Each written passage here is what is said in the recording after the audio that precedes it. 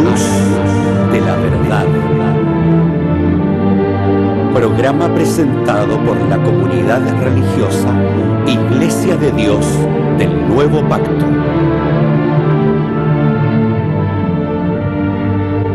Millones de personas en el mundo piensan que la Biblia es la palabra del único y verdadero Dios. En la actualidad, este libro ha sido traducido a más de 2000 idiomas y dialectos, y se calcula que se han editado unos 6.000 millones de ejemplares. Ningún otro libro que se haya escrito ha ejercido tanta influencia en la sociedad como la Biblia. Sin embargo, su lectura no ha reportado la felicidad ni los beneficios que se esperan de ella. Conozca a través de este programa el porqué de esta situación y lo que verdaderamente enseñan las Escrituras.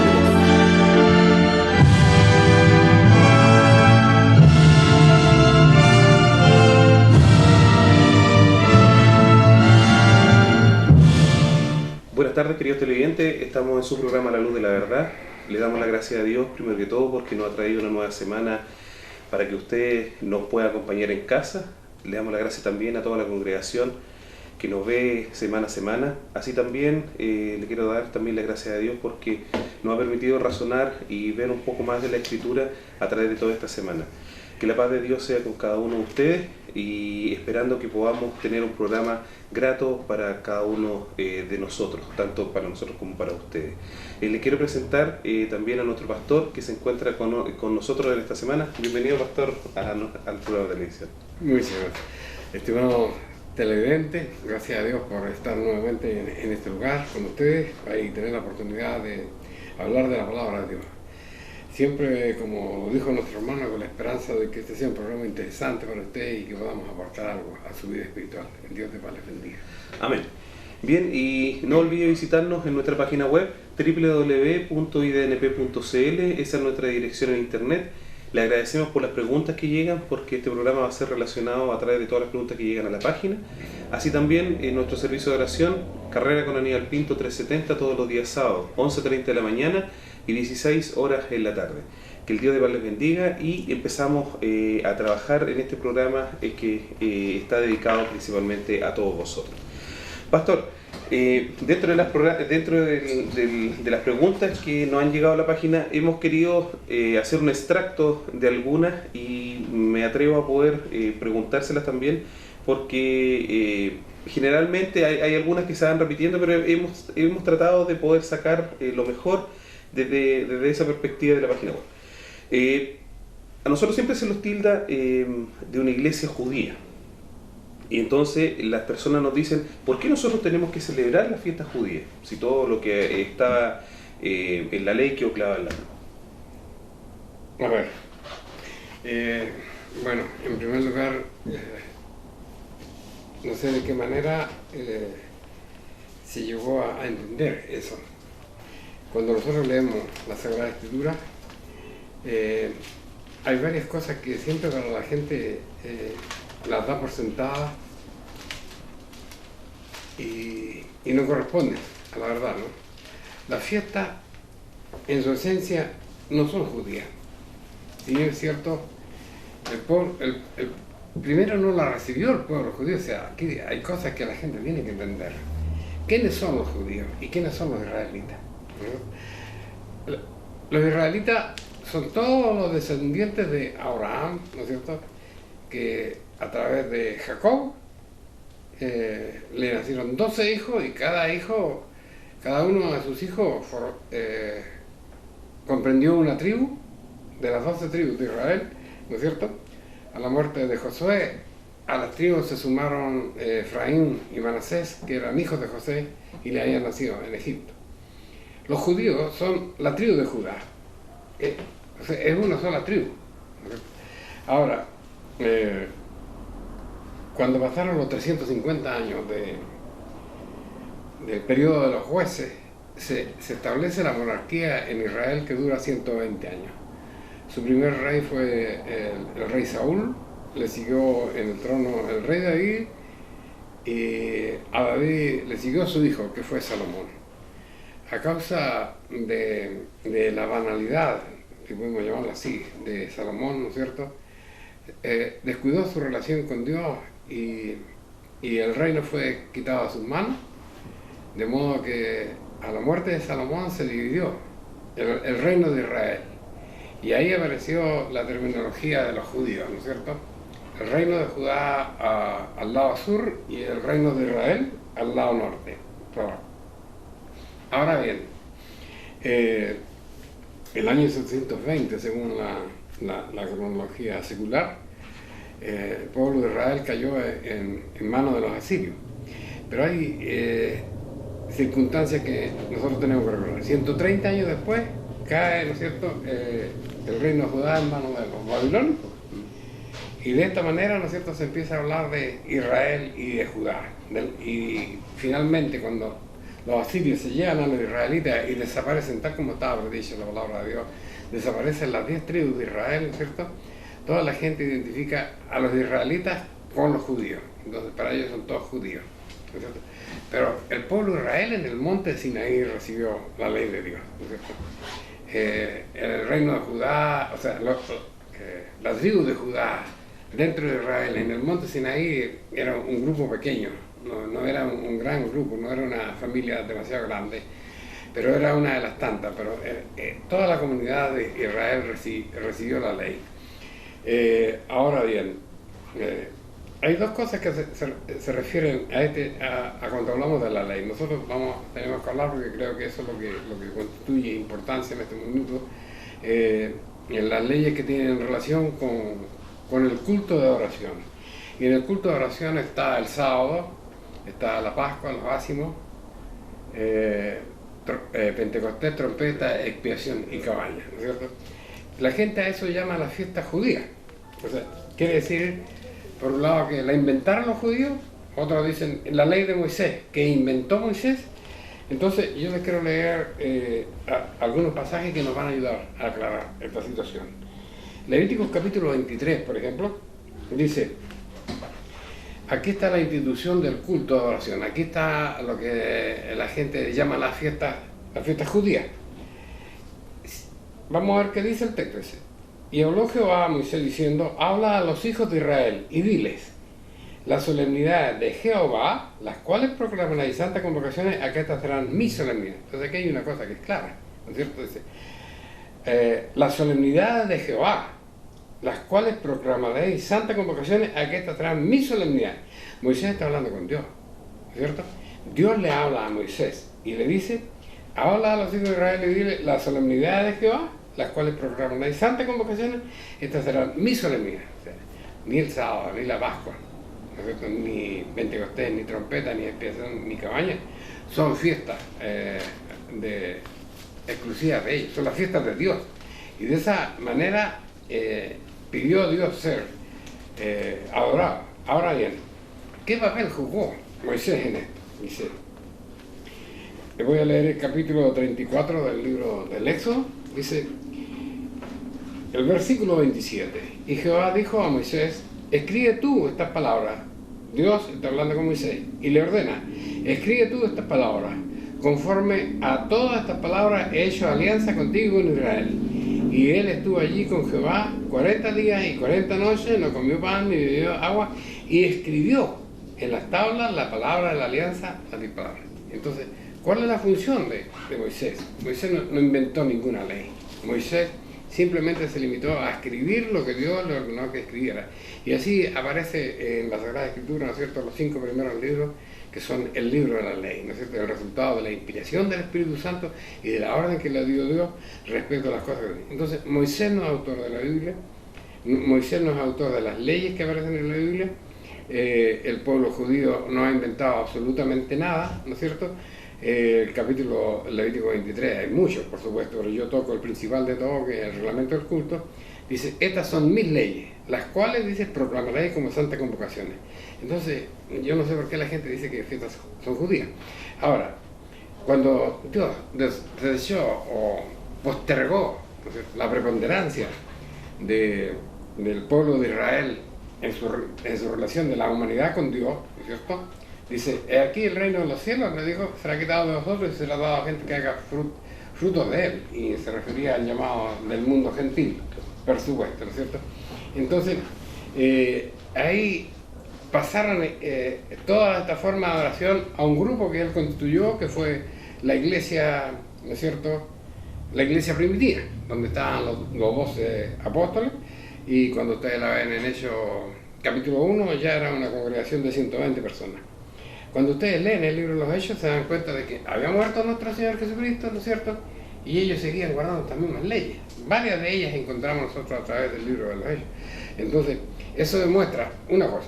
O sea, aquí hemos demostrado tres cosas. Primero, las leyes no son judías, son de Dios. Segundo, Moisés no inventó leyes. Tercero, murió Cristo y las leyes siguieron, ¿no es cierto?, porque las leyes tienen el carácter de ser, ¿no es cierto?, el plan de salvación de Dios para la humanidad. Si nosotros sacamos cuentas, por ejemplo, podemos entender una cosa.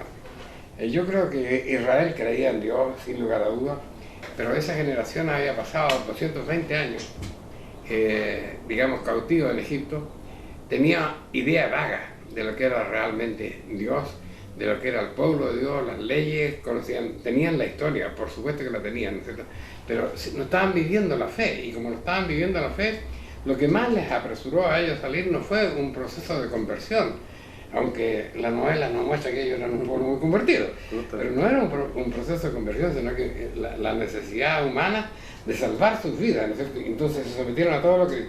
Y indudablemente que en la medida que se iban produciendo las plagas y los milagros, el pueblo renovó su sentimiento hacia Dios, ¿no es cierto?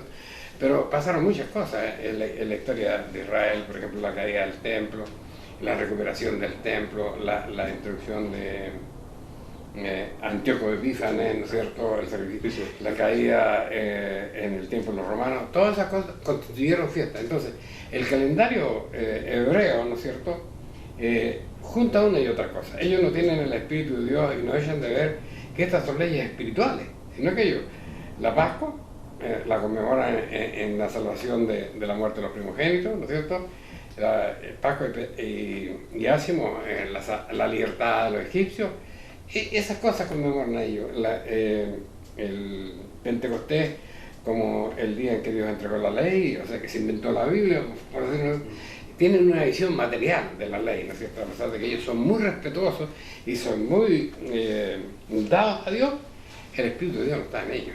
Entonces ellos tienen una serie de fiestas como es Hanukkah, ¿no es cierto?, en fin, la fiesta de las luces.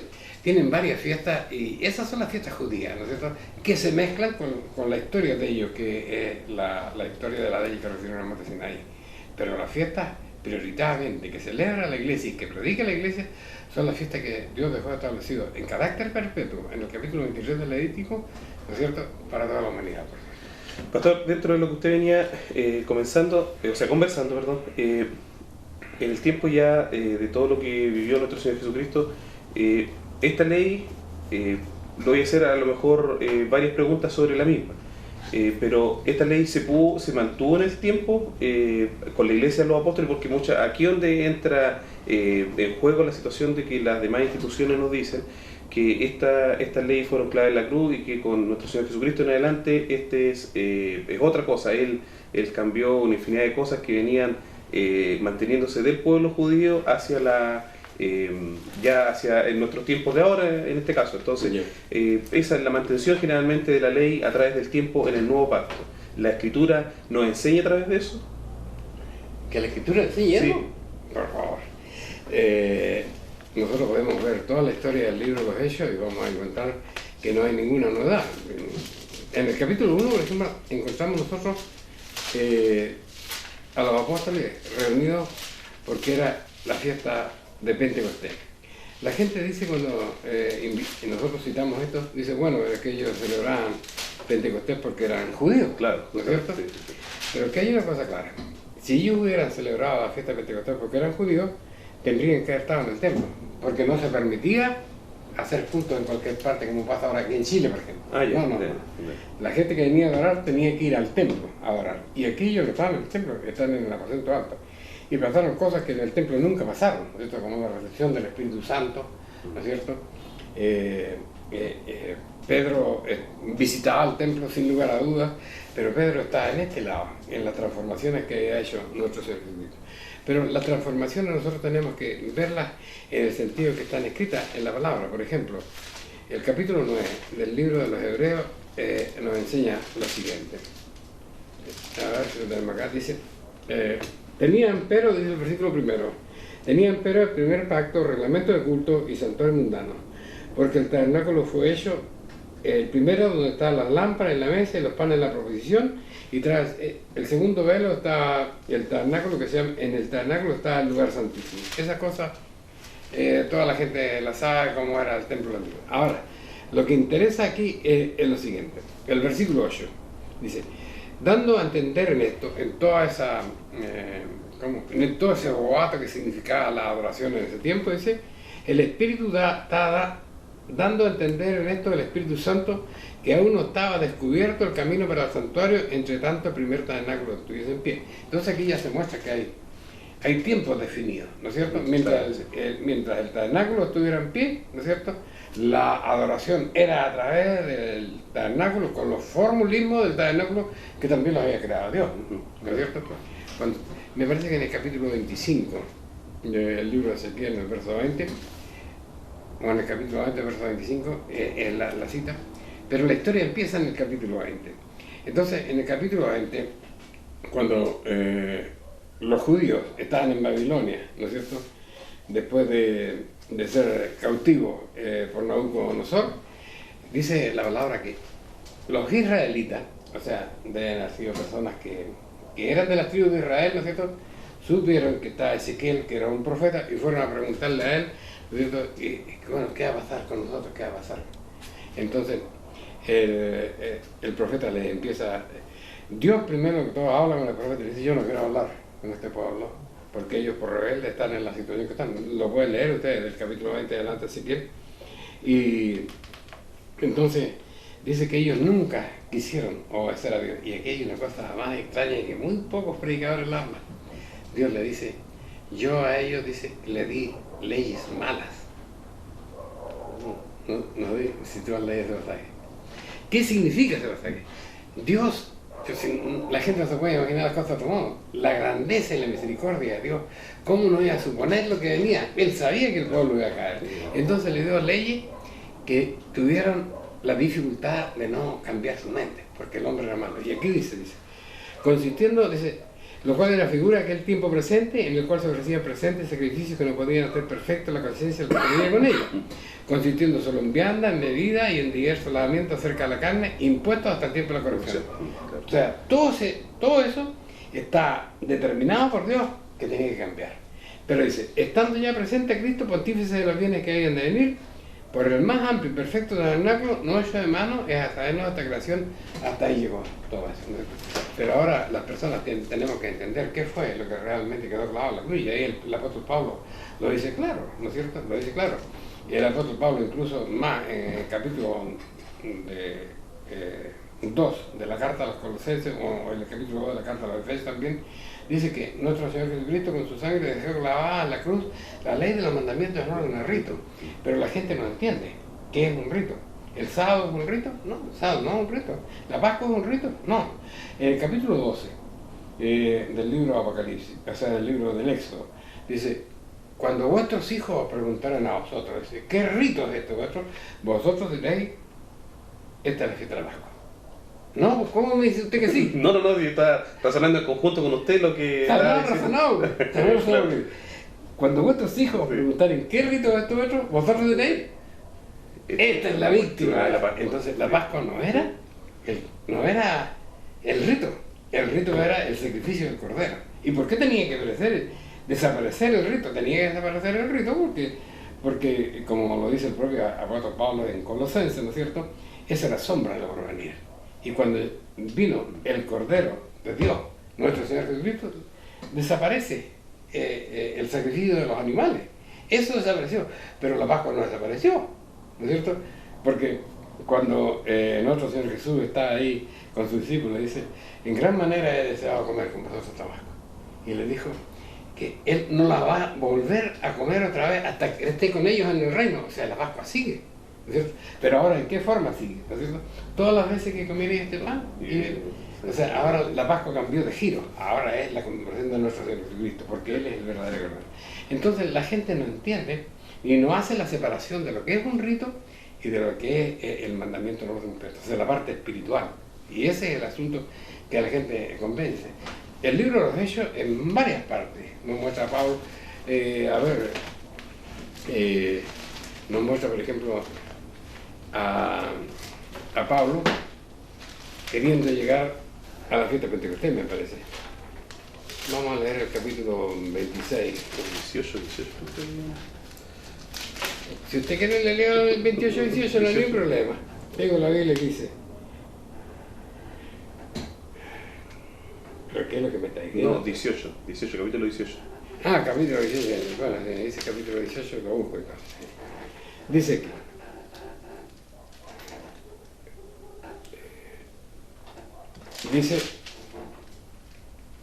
y llegó a Éfeso y los dejó allí, y él entrando en la sinagoga disputó con los judíos, los cuales le rogaban que se quedase con ellos por más tiempo, mas no accedió, sino que se despidió de ellos diciendo: es menester que en todo caso tenga la fiesta que viene en Jerusalén, mas otra vez volveré a vosotros. Y la fiesta que venía naturalmente era la fiesta de Pentecostés también, donde está. Entonces el sábado él se encontraba con los discípulos, se encontraba con los discípulos y se encontraba con gente todos los sábados, de manera que eso no hay. Pero pues la idea es que la gente lea el libro de los Hechos. Y ahí se va a dar cuenta, porque digamos, no es propiedad bíblica que uno cite 2 o 3 versículos, porque no los puede leer el libro de los Hechos. Pero si lo leen en su casa calmadamente, ¿no es cierto?, capítulo por capítulo, se van a dar cuenta de que la iglesia primitiva, ¿no es cierto?, muerto nuestro Señor Jesucristo, sigue guardando las mismas fiestas solemnes. También puede leer el libro de Gálatas, que es la carta del apóstol Pablo a los Gálatas, que dice lo mismo, Colosenses, que dice lo mismo. Entonces es importante que la gente se entere de que estas cosas son así. Pastor, hablamos de lo que nuestro Señor Jesucristo hizo a través de dejar, a través del libro de Hebreos 9.1. Es que se me quiere, para poder hacer para cerrar el tema, mejor dicho. Hebreos 9.1, lo que decía que era la ley tenía eran 2 etapas: primer pacto, reglamento, culto y santuario mundano. Ya teníamos todo el orden a rito que había quedado fuera. Ahora bien, ¿qué pasó con el templo? El templo fue terminado, pero ¿tiene algún simbolismo el templo para nosotros ahora? En lo espiritual me refiero, porque antes moraba Dios ahí, en el lugar santísimo, cuando se manifestaba. Exacto. Ahora bien, para nosotros, ¿qué simbolismo tiene el templo ahora? Bueno, el templo el apóstol Pablo en la carta a los Hebreos explica muy claro que el templo, ¿no es cierto?, era una copia del santuario celestial, ¿cierto? Y nuestro Señor Jesucristo, cuando volvió a la diestra del Padre, Él purificó el santuario celestial, y ahí es donde está ahora. No estemos pensando. Hay algunos términos que hablan de que nosotros somos el templo de Dios ahora. Nosotros somos el templo de Dios, y así lo dice la palabra. Pero, digamos, no podemos nosotros comparar, ¿no es cierto?, el templo de Dios con nosotros. Ese es digamos, es un tropicalismo del apóstol, ¿no es cierto? Porque que esté orando Dios en nuestro corazón, eso es lo que nosotros queremos. Pero la conducta se contradice con lo que esté aquí dentro del Espíritu de Dios. Fíjate tú que cuando, por ejemplo, cuando se presentaba el Señor Dios en el lugar santísimo, en el templo, dice que ahí no se podía entrar. Dice, bueno, Nadab y Abiú murieron y ellos no alcanzaron a entrar al lugar santísimo. Ellos estuvieron al lado de la cortina y ahí murieron. Entonces, imagínate qué pasaría con nosotros si realmente nosotros fuésemos templo de Dios y Dios morase en nosotros. Eso es lo que nosotros quisiéramos, ¿no es cierto? El Espíritu Santo. El Espíritu Santo es el que puede morar en nosotros sin destruirnos, ¿no es cierto? Pero que Dios es un tropicalismo, es una manera de expresarse del apóstol para hacernos indicar la santidad que nosotros debemos tener. Era por eso que quería hacer este cierre a través de la mención esto. Ahora bien, la otra pregunta que nos llegó también decía: ¿cómo puede uno alcanzar la salvación apenas dedicando un momento, un día a la semana a Dios? Bueno, la Iglesia y la Biblia de ninguna manera dice que nosotros dediquemos un solo día a Dios, ¿no es cierto? Lo que Dios dice, ¿no es cierto? Y lo que Dios sabía, por supuesto. Cuando dice, nuestro Señor Jesucristo dice, el sábado, por causa del hombre, fue hecho. Ese es un hecho importante. ¿Por qué quiere decir esto? Que Dios se acuerda, si yo no les doy el sábado, estos no van a descansar nunca, o sea, no van a ser brutos trabajando. No, esa es la idea, no esa es la idea. Si yo no pongo el sábado aquí, el hombre definitivamente se va a dedicar a su vida y se va a separar de Dios. Entonces, por obligación tiene que estar aquí, porque eso es lo que le conviene al género humano. Pero eso no quiere decir que fuera de esto yo no esté ningún día más. Cuando nosotros vemos la forma del culto antiguo, por ejemplo, había lo que se llamaba el holocausto continuo, que obviamente las personas dedicaban a su familia y a su trabajo y la lejura que tenían del templo, porque el templo solo estaba en Jerusalén, ¿no es cierto? No podía cada uno abrir un cultito en la casa como ahora, Claro. ¿no es cierto? O no, con el pastor iba a abrir un culto en la casa y mañana una iglesia. No, y aquí que están regalando la personalidad jurídica ahora, no, eso no era así, la gente no podía. Entonces los sacerdotes tenían la obligación de presentar al pueblo a la puesta de sol en la tarde, ¿no es cierto? Y al llegar el día en la mañana. Entonces ellos estaban siempre. Entonces, ahora tampoco la salvación nosotros la vamos a alcanzar por ir a la iglesia, si esa cosa es una cosa determinante. Nadie puede alcanzar la salvación. Dice, la paga del pecado es muerte, mas la dádiva de Dios Es vida eterna. la vida eterna es una dádiva de Dios, ¿no es cierto? O sea, ¿qué quiere decir que es una dádiva?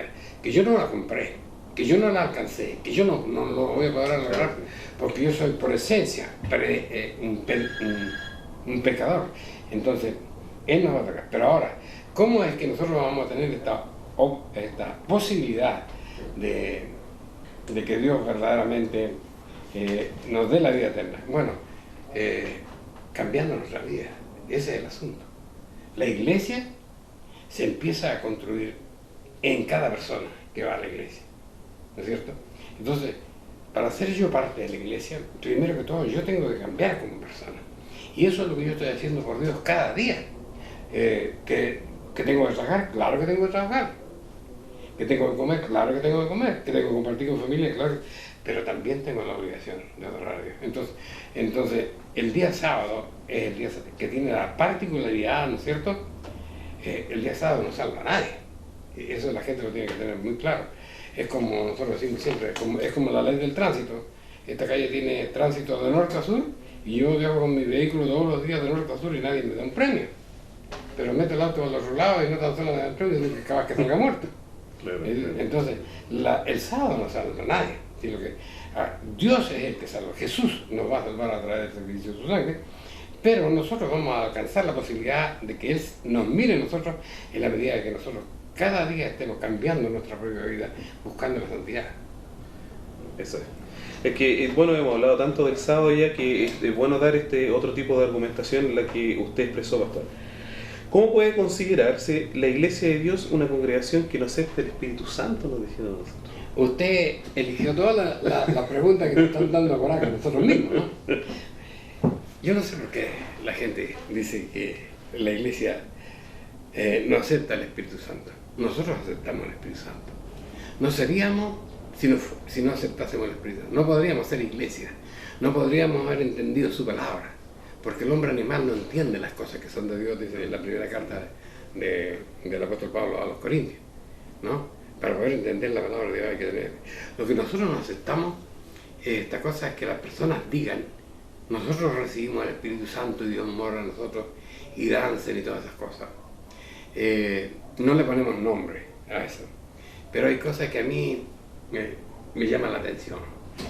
Acá hay un pastor que se ha hecho famoso en la televisión, pero no se ha hecho famoso predicando, se ha hecho famoso por sus escándalos, ¿no es cierto? Preso por inmoral, preso por homosexual, preso por un asunto de dinero con su hermana que se pelean los dineros de la iglesia, ¿no es cierto? No voy a dar su nombre, pero yo creo que todos lo han visto. Ese mismo pastor, ¿no es cierto?, que le estaba orando, dice, Señor, dice, que tiemble aquí este lugar y tembló. y saltaron los hermanos a danzar ahí. Pero ninguno dijo que no podía ser homosexuales y dirigir la iglesia. ¿Por qué se callan esas cosas? Por eso yo no creo. ¿En qué no creo? No es que no crea en el Espíritu Santo, no creo en el tipo de manifestaciones que se dan ahora. Porque si realmente estas fueron manifestaciones de Dios, ¿por qué no le dicen a la iglesia? ¿Por qué ustedes están guardando el domingo que le instituyó la Iglesia Católica Apostólica Romana y no guardan la ley de Dios que está escrita en la Biblia? Cuando el Señor le dijo una vez, en Marcos capítulo 7 se lo dijo a los fariseos, este pueblo con los labios me honra, pero su corazón lejos está de mí, y en vano me honran, enseñando como doctrina mandamientos de hombres. Entonces no es cosa de aquí decir yo tengo el Espíritu Santo porque danzo o esta otra cosa, no. Ahora, me parece curioso el Espíritu. Yo no creo, cuando ustedes leen el libro de Eclesiastés dice, no hay hombre que tenga poder sobre el Espíritu para retener el Espíritu. Y el pastor mira la hora, toca la campana y los instrumentos espirituales. Yo no creo en esas manifestaciones del Espíritu Santo. Perdónenme las personas, pero nos hacen una pregunta y tenemos que responder. Esta iglesia cree en el Espíritu Santo, ¿no es cierto? Dice que el que creyere y se bautizare, ¿no es cierto? Arrepentidos, convertidos, y bautícese cada uno de nosotros para perdón de los pecados y recibiréis el don del Espíritu Santo. Si asistimos al procedimiento, vamos a recibir el Espíritu Santo. Y el Espíritu Santo va a indicar donde tiene que indicar. No me va a usar los ojos a mí para ver los pecados de mi hermano, las faltas de los demás, sino que mis propias faltas, para yo empezar a cambiar mi vida. Ese es el asunto. Bien, pastor, nos ha alcanzado un poquito el tiempo, vamos a ir a una pausa musical y vamos a poder volver después en su programa A la Luz de la Verdad. No olvide visitarlo en nuestra página web www.idnp.cl y nuestro servicio de oración, Carrera con Aníbal Pinto 370, todos los días sábados, 11:30 de la mañana, 16 horas en la tarde. Que el Dios les bendiga, vamos y volvemos.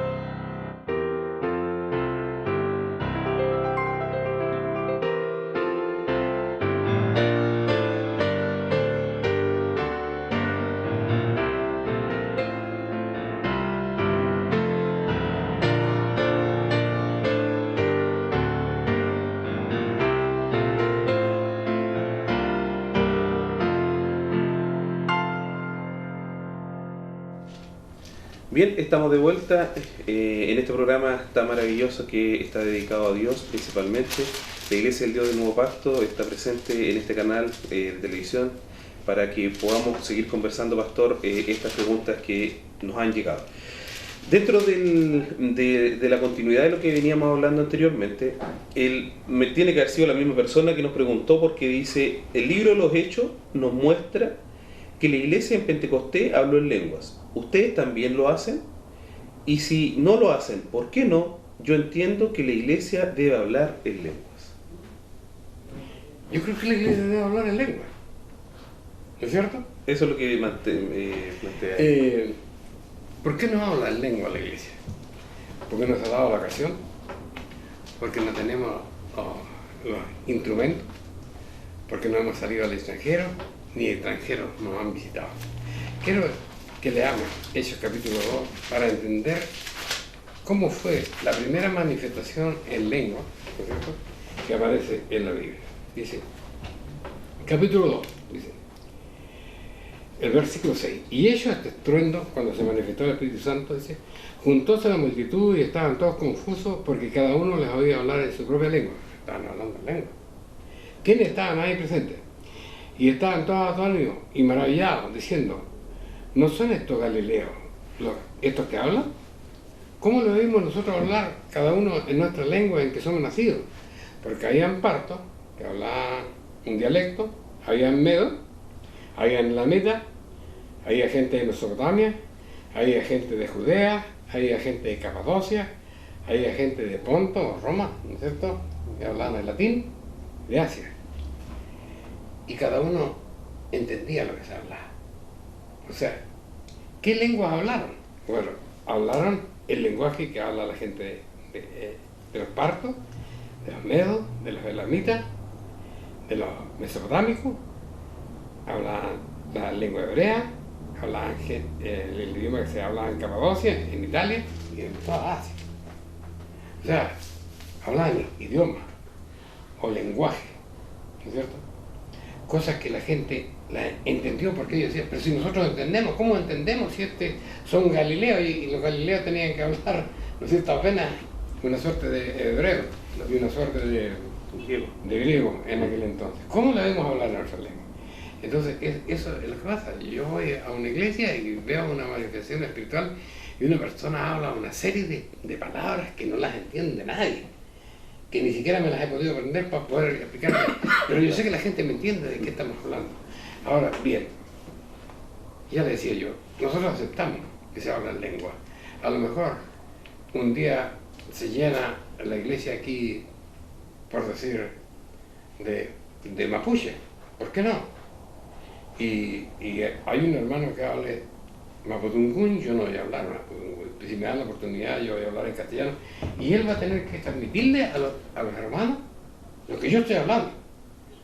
Porque quien habla lengua tiene que tener que le interprete, dice la verdad. Exactamente. Y si no tiene que le interprete, que se calle. Vamos a leer esto en la Sagrada Escritura, en el capítulo 14 de Primera de Corintios. Dice la palabra de Dios. Hermanos, no seáis niños en el sentido, no creamos en cualquier cosa, pensemos bien lo que queremos. Eso está diciendo Pablo, ¿no? Dice, sed niños en la malicia, empero perfecto en la comprendamos las cosas con claridad. Eso es lo que dice. ¿Por qué razón? Así que las lenguas, perdón, el 21, en la ley está escrito, en otras lenguas y en otros labios hablará este pueblo. ¿Cuándo fue dicho eso? Es que esa es la cosa, que la gente no la entiende. Este fue lo que le fue profetizado por Moisés a Israel cuando ellos le volvieron la espalda a Dios. Y cuando ellos le volvieron la espalda, le dijo que iban a ser esparcidos en el mundo, que iban a oír hablar de Dios en otras lenguas que sus padres nunca conocieron y oían a ir a hablar a dioses que ellos nunca conocieron. Y a esos dioses ellos se iban a convertir, pero a él no se iban a convertir.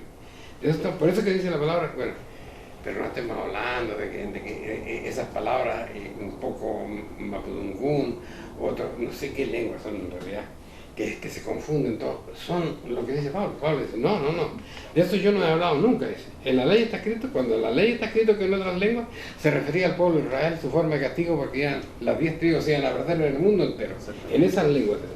Así que la lengua por señal son no los fieles, sino los infieles. Porque a los infieles judíos fueron derramados en el mundo, ¿no es cierto? Los infieles israelitas fueron derramados en el mundo y en otras lenguas aprendieron a hablar. Entonces ahora hay judíos en todo el mundo, Claro, ¿no es cierto? claro. Entonces, dice, de manera que si toda la iglesia se juntara en uno, capítulo 14, versículo 23, y todos hablan lengua y entran indoctos e infieles, no verán que estáis locos, pero si eso pasa hoy día. Gran parte. Yo he escuchado jóvenes, y precisamente un joven que está llegando a la iglesia de Santiago me decía que una vez entró a una iglesia donde supuestamente, así entre comillas, se estaba derramando el espíritu, dice, y se armó tal alboroto que él le dio miedo y se fue. Eso es lo que pasa, que la gente, una se asusta, otra le da vergüenza, otra no entiende nada, confusión. Dios no es un Dios de confusión. Entonces él dice, ordena cómo debe ser la cosa. De manera que si toda la iglesia se juntara, dice, en uno, y todos hablan lengua, y entre un indocto o un infiel, ¿no dirá que estáis locos? Mas si todos profetizan, y entra algún infiel e indocto, de todo es convencido. Yo hablo, claro, profetizar es hablar, ¿no es eso? Y lo hablo con claridad, la gente va a oír y va a entender. Y dice,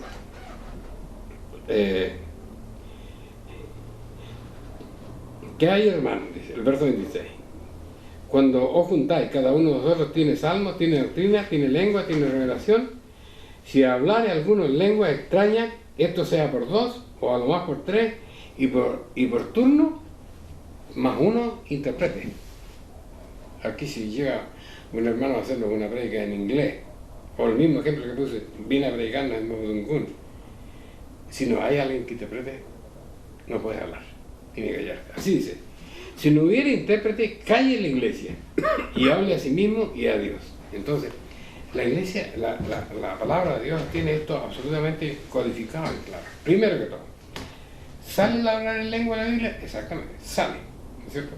Pero la lengua que hablaban era la lengua que las personas entendían, ¿no es cierto? Aunque todo había una disimilitud de idiomas ahí, y de ¿cómo se dice lo otro que no son idiomas? Claro, eso mismo. Eso mismo, ¿no es cierto? Había una similitud de lenguajes ahí, pero la gente entendía, cada uno entendía su lenguaje. Y ellos admiraban que los discípulos pudiesen hablar tantas lenguas. Entonces, no es una cosa de otra manera que aparece aquí en la Biblia. No aparece gente danzando y todos hablando en lenguas y nadie entiende nada. Eso no aparece aquí en la Biblia. Y el ordenamiento de que si alguno habla una lengua extraña, que lo recibamos, bienvenido, pero tiene que venir alguien, o alguien de la congregación tiene que entender. Fíjate que cuando pasó esa situación, yo la expliqué una vez, aquí tuvimos un programa nosotros de eso. Cuando el Papa mandó esa carta a esa conferencia en Estados Unidos como de 500 personas, el pastor, después que agradeció todo lo que había pasado, inmediatamente terminando el servicio, él empezó a hablar en lengua. Y eso, como nosotros lo teníamos grabado, yo lo grabé aquí, y cuando me hicieron esta pregunta, le dije, dígame qué dice aquí. Está perfecto. Me dijo una persona, se atrevió a decirme, dos personas me dijeron algo, pero sobre el mismo discurso, las dos personas dijeron algo diferente. ¿Qué pasa? ¿Están mintiendo? Esas cosas no las podemos tolerar. Dios no es Dios de mentiras, Dios es Dios de verdad.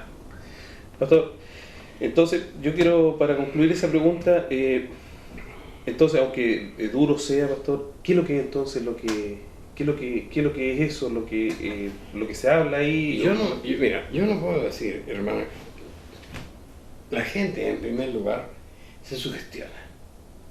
Porque yo no puedo buscar a una persona que no conozco y decir, este lo tomó Satanás. Yo no voy a eso. Pero yo voy a decir que eso no es correcto, sino que yo voy al hecho de que a lo mejor se sugestiona porque es una persona bondadosa y cree estar recibiendo algo y se expresa de esa manera. Algo tiene que haber ahí, ¿entendí? Pero verdad no hay, ¿no es cierto? Verdad no hay. Nosotros no condenamos a nadie, explicamos los hechos como son, ¿no es cierto? Como los vemos, como está escrito, y lo comparamos con lo que está escrito en la palabra de Dios. Y cuando no cuadra, lamentablemente, no cuadra nomás, no cuadra con Dios, no cuadra con la verdad. Pastor, ahora hay un estudio que se subió a la iglesia hace poco tiempo. Me gustaría que conversara un poco de eso. Bueno, claro, ayer apareció, subimos un nuevo estudio. Es que es una cosa curiosa. Antiguamente, bueno, al mundo occidental le costó llegar al calendario gregoriano que tenemos ahora, ¿no es cierto? Primero apareció el calendario de Numa, me parece que fue romano, después el calendario juliano, y finalmente, ¿por qué fracasaron esos calendarios? Esos calendarios fracasaron simplemente porque Dios dividió los tiempos y colocó el sol, la luna, ¿no es cierto? La tierra rotaba y eso determinaba cómo se iban a dar primavera, verano, otoño, invierno, tiempo para sembrar, tiempo para cosechar. Él lo determinó. Y esos tiempos, como nos estaban calzando, cada vez que un jefe de un país se daba cuenta que una cosa tenía que estar agregarle días, agregarle meses, agregarle años al calendario para poder cuadrar el asunto, ¿no es cierto? El penúltimo calendario romano era de 10 meses. Y los 4 primeros meses estaban en honor a ciertos dioses que ellos tenían. El quinto mes se llamaba Quintilio. Quintilio, Sextilio, y así iban cuadrándose. El séptimo mes era septiembre, cuando eso se tradujo, el séptimo mes era septiembre. Y septiembre empezaba, en ese tiempo el séptimo mes empezaba con la luna. Y fíjate qué curioso. Este año, entre varios años, ¿no es cierto? Este año, el mes de septiembre del calendario gregoriano cuadra con el mes de septiembre escrito en la Biblia, organizado en la Biblia. Y el 1 de septiembre el calendario gregoriano cuadra aquí en Chile con la manifestación de la luna nueva. Entonces, ¿por qué es curioso? Para la iglesia es curioso y para todos los que leen la Biblia debe ser curioso porque en el mes de septiembre empezaban las 3 últimas fiestas del año: trompeta, expiación y cabaña. Yo conversaba con un hermano y me decía, oye, ¿cuándo viene la cabaña? No, es que yo le dije que tiene que pasar primero la fiesta de las trompetas. Y, ¿qué es eso? Ustedes siguen inventando, nos inventamos cosas raras. Lea Levítico capítulo 23 y se va a dar cuenta que ahí están las fiestas establecidas por Dios, ¿cierto? La fiesta de las trompetas nos conmemora a nosotros, o nos anuncia a nosotros, o nosotros damos un testimonio de que esperamos el sonido de la séptima trompeta, ¿no es cierto? Porque así como Israel, al son de trompeta vio caer los muros de Jericó, ¿no es cierto? Cuando cayeron los muros de Jericó, era el testimonio de que el juicio para Israel por la rebelión del desierto había terminado, ¿no es cierto? Y como había terminado el juicio, eso está establecido en la fiesta del día 10, que es la fiesta de la expiación. Como estaba terminado, podían entrar ellos a la tierra prometida. Y para nosotros hacer lo mismo, ¿no es cierto? Van a sonar las trompetas. El juicio para la iglesia de Dios, tal como dijo Pedro, 1 Pedro capítulo 4, es hora que el juicio de Dios comience por la cantación. Entonces, la iglesia está siendo juzgada en este minuto. Cuando suene la trompeta, los que resuciten y los que sean transformados, ¿no es cierto?, se entiende que sus pecados fueron perdonados. Y como el juicio terminó para ellos, van a poder entrar al reino milenial. Eso es. Entonces, para nosotros, el Departamento de Teología envió ese material a la página y lo encontramos muy importante y queríamos decirle, ustedes lean, por favor, ahí está una vasta explicación de este tiempo que vamos a ver nosotros. No vamos a estar en cabaña en este lugar, vamos a estar en otro lugar, pero cerca de acá, por ejemplo, yo tengo entendido que en Hualque van a haber cabañas, que en Concepción van a haber cabañas, que en Los Ángeles van a haber cabañas.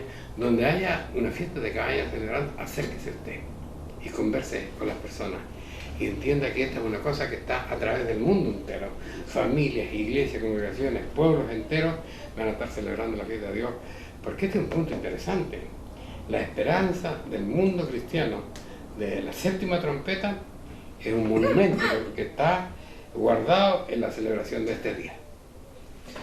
Esa es la idea. Esa es la idea. Está bien. ¿Hay más preguntas? Sí, ahí sacamos un extracto de lo mejor que tenía dentro de todas las... No estamos diciendo que los otros sean, que las otras preguntas sean malas, pero estas sintonizaban todo lo que estaba dicho en ese momento.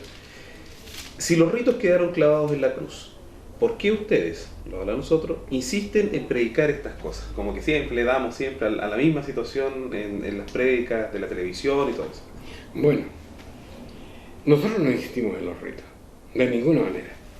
Pero para eso tenemos que clarificar. O sea, como decía en la primera parte del programa de Hebreos capítulo 10, dice, el primer pacto, el pacto que Dios hizo con Israel, tenía, dice, reglamento de culto y santuario mundano.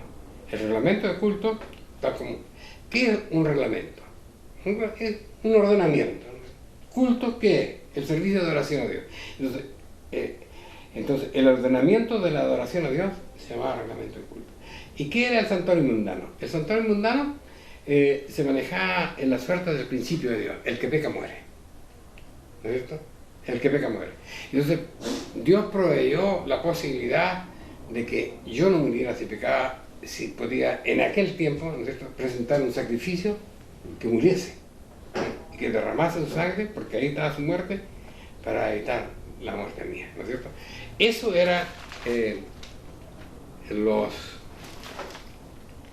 ritos. Los ritos, justamente. Entonces, ahora les voy a invitar a leer, porque como vamos a estar ahora ya cerca de la fiesta de las cabañas, vamos a ver acá el pueblo, los judíos, ¿no es cierto?, regresaban del cautiverio babilónico y iban a celebrar la fiesta de las cabañas.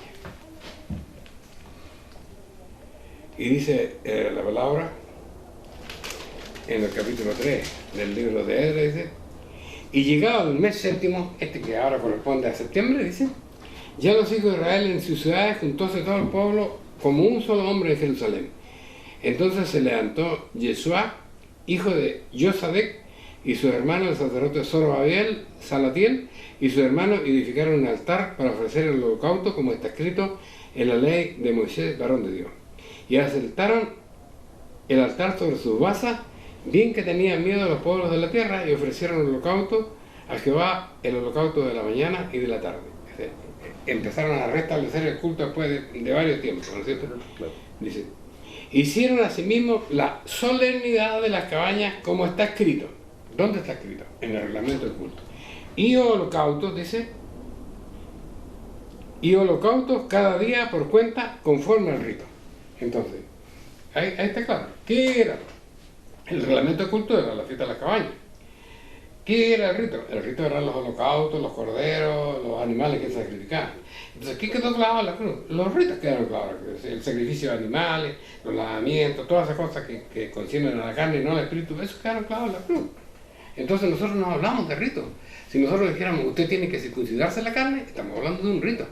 Pero ahora ya no es la circuncisión de la carne, sino, dice la palabra, la circuncisión es el bautismo en la actualidad, ¿no es cierto?, para perdón de nuestros pecados, ¿no es cierto?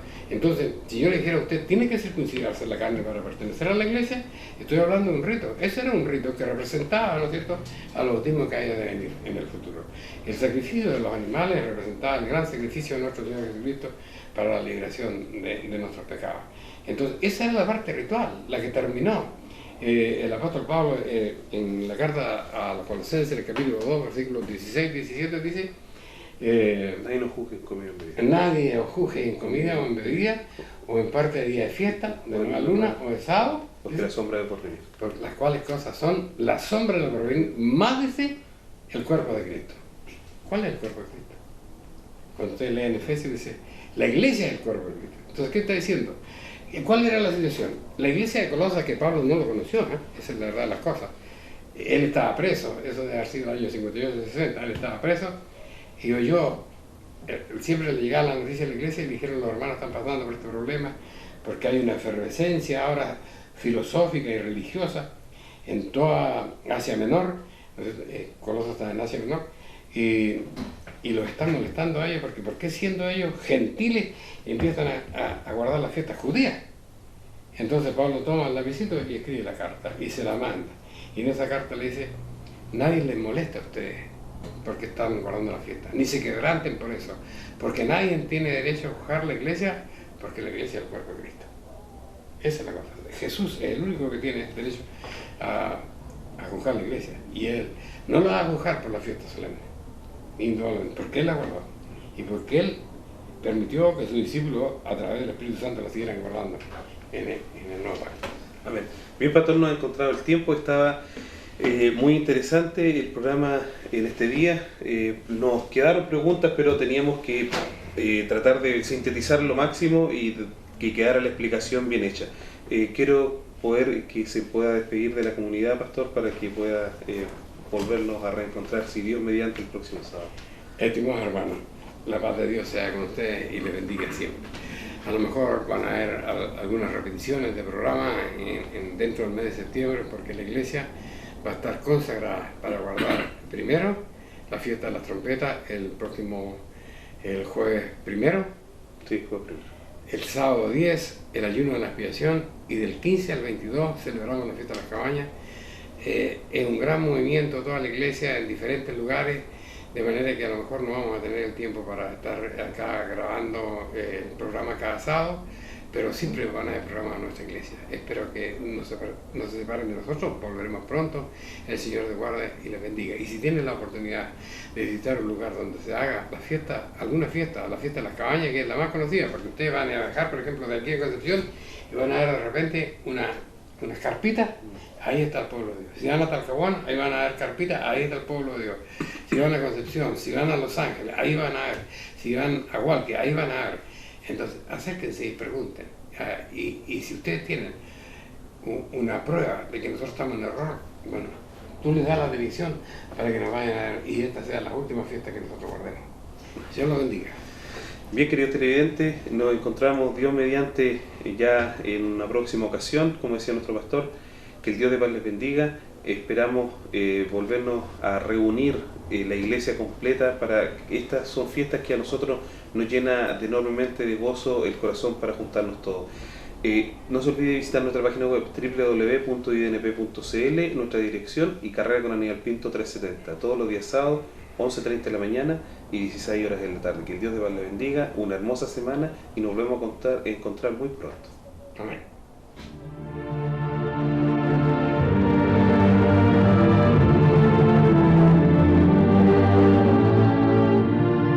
Si le ha interesado lo que hemos expuesto, le invitamos a escribirnos al correo electrónico iglesiasiglo21@gmail.com y a sintonizarnos en esta emisora la próxima semana en el mismo horario.